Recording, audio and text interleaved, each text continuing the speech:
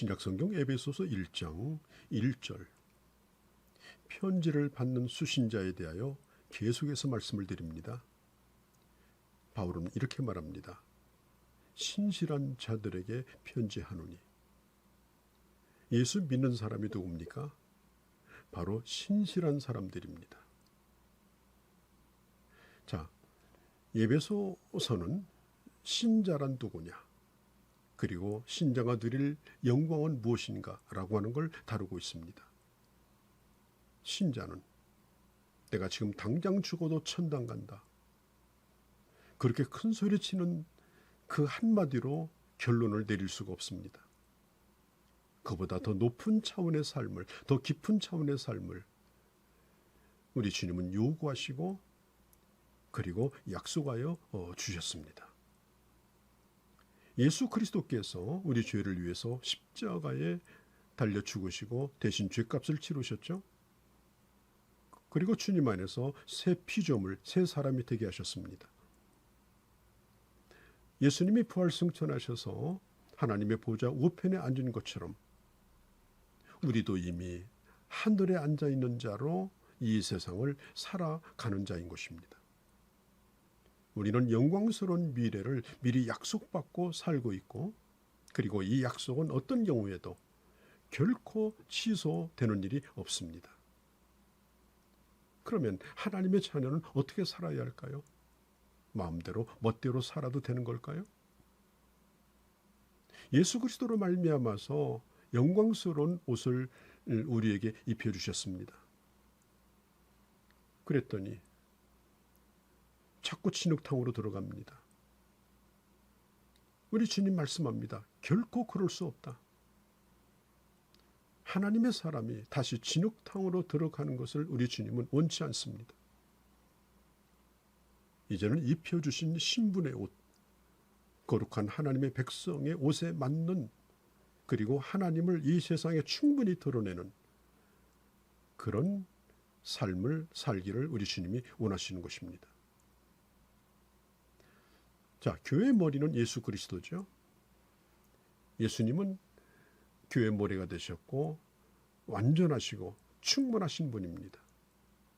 그리고 교회에 속해 있는 지체들도 머리 대신 그리스도의 충만까지, 그리스도의 완전함에 이르도록, 그 수준에 올라가도록 우리 주님이 원하십니다.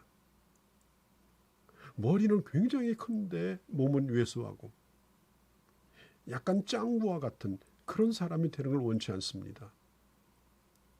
교회의 머리 대신 주님처럼 몸도 튼튼해서 정말 아름답고 균형 잡히고 그리고 보기에 좋은 그런 몸, 그리고 충분히 맡겨준 일을 해낼 수 있는 그 수준까지 우리를 끌어올리시려고 하는 것입니다.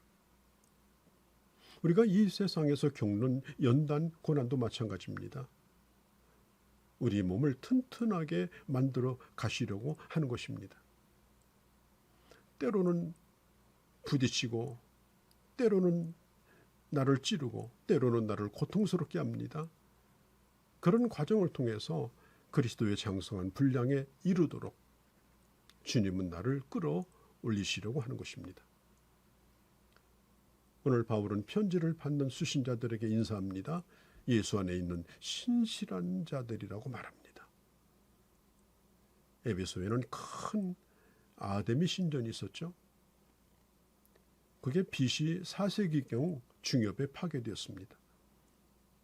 그 후에 점차 복구되었습니다. 학자들의 연구에 의하면 이 아데미 신전이 얼마나 큰지 세계 7대 불가사의 가운데 하나라고 일컬을 정도로 큰 규모였다고 합니다.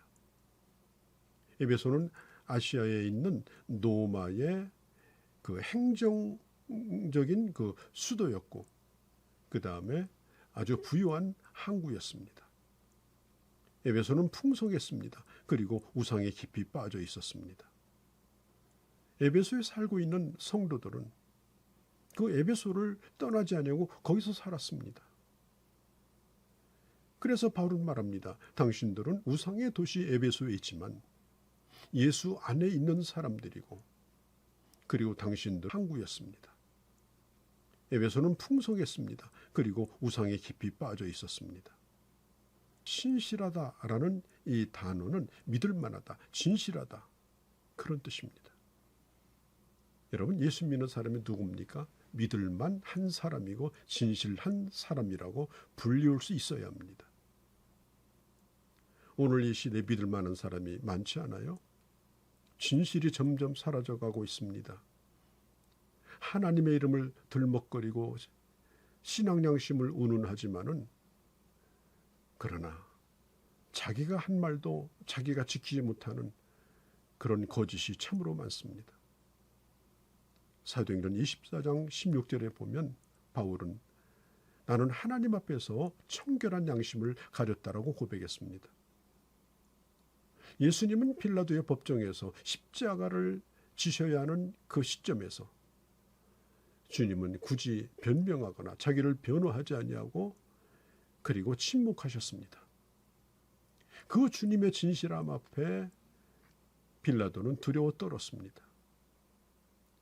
예수님은 겟세마네 동산에서 인류의 죄악이 담긴 그 고난의 잔을 할 수만 있다면 지나가기를 원하셨지만 아버지 뜻대로 되기를 원하셨습니다.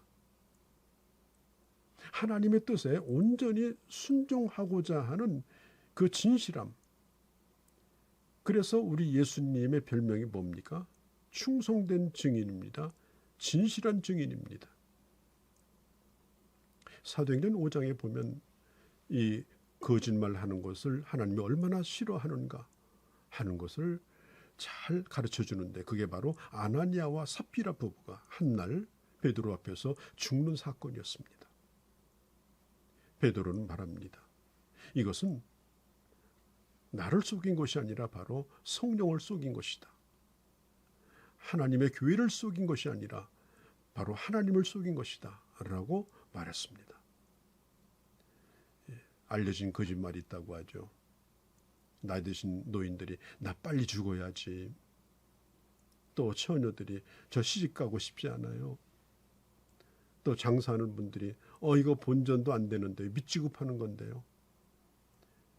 자, 우리 사회는 이 거짓된 게 참 많습니다. 과대선전, 또 불량식품 광고, 유해식품, 또 사리사욕을 위해서 채우기 위해서 공익을 의장해서 자기 배를 채우는 단체들, 기업들, 그리고 가짜 박사, 가짜 교사, 이 가짜 성직자들까지 있습니다.